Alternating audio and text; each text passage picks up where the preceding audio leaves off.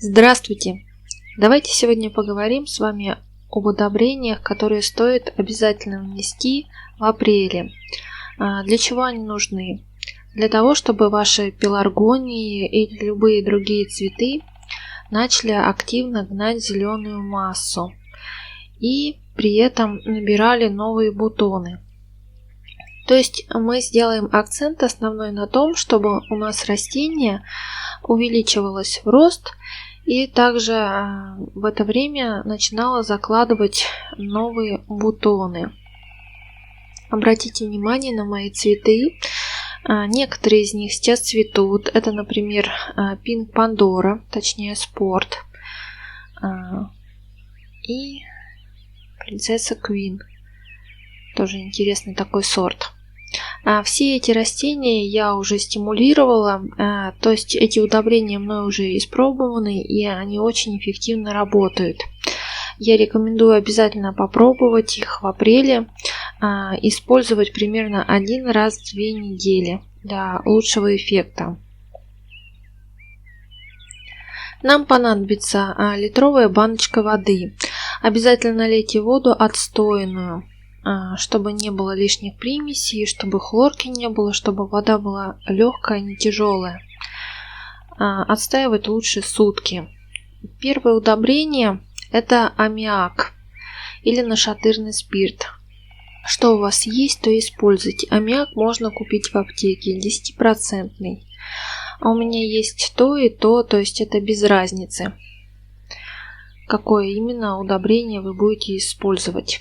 Многие говорят, что аммиак испаряется и он не действует. На самом деле я применяю аммиак очень давно, и это очень эффективное удобрение для набора именно массы. Аммиак – это чистый азот, мы его используем для того, чтобы нарастить именно зеленую массу. Нам надо 2 мл аммиака или нашатырного спирта на 1 литр воды. 2 мл на 1 литр воды. Наливаете в баночку. Сейчас мы будем делать микс удобрений, поэтому оставайтесь со мной, это еще не все. Обязательно размешайте аммиак, так как у нас жидкий, он достаточно быстро смешается с водой. И добавим в нашу баночку еще одно удобрение – монокалий фосфат. И сделаем из нашего удобрения комплексное удобрение с учетом того, чтобы не только зеленая масса росла, но и набралось как можно больше бутонов. Монокалий фосфат содержит большое очень количество фосфора 50% и 33% калия. Фосфор нам нужен для того, чтобы закладывать новые бутоны, а калий поддерживает долгое цветение. То есть эти два элемента, они влияют именно на цветение, но не на рост зеленой массы. Нам надо 1 грамм на литр воды. Ну и вода у вас слегка так побелеет. Легкий такой оттенок белого появится. Не пугайтесь, это нормально. Два удобрения вместе смешались, вступили в реакцию и дали такой эффект. Не бойтесь, что будет что-то плохо, неплохо. Такое удобрение часто используют для клубники или виктории. И оно испробовано уже много лет, и оно работает и никак не навредит вашим цветам. Такое удобрение можно использовать 1 раз в 2 недели.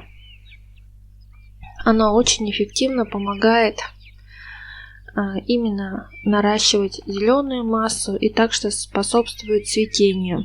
Но так как фосфора здесь намного больше, поэтому большой упор будет именно на цветение и расти немного зеленая масса. То есть запомните, нашатырный спирт или аммиак, он нам нужен для роста зеленой массы. Он только активирует зеленую массу. Все. Если его использовать только один, то у вас не будет цветов, у вас будет расти лошадка большая и не будет цвести. А фосфор с калием, монокалий фосфат нам нужен для того, чтобы наши кустики цвели. Конечно, можно было бы купить какое-нибудь комплексное удобрение, Но если честно вам сказать, то вы навряд ли где-то купите комплексное удобрение с большим содержанием фосфора, где фосфора будет 50%, да даже 20%. Это они такие удобрения, как правило, очень дорогие. А тут смешать аммиак и монокалий фосфат, и у вас получится уникальное удобрение, которое будет немного стимулировать рост листовой массы и способствовать активному и пышному цветению. Обязательно внесите это удобрение в апреле. Где-то через 2 недели вы увидите эффект. Ваши растения станут активно выпускать новые листики и активно расти. Ну а мои пеларгонии начали активно зацветать. Весна все-таки. А ваши пеларгонии цветут? Расскажите, какие сорта у вас уже распустились. Если вам понравилось видео, поставьте лайк, подписывайтесь на мой канал. Всем пока-пока. Всегда с вами Елена.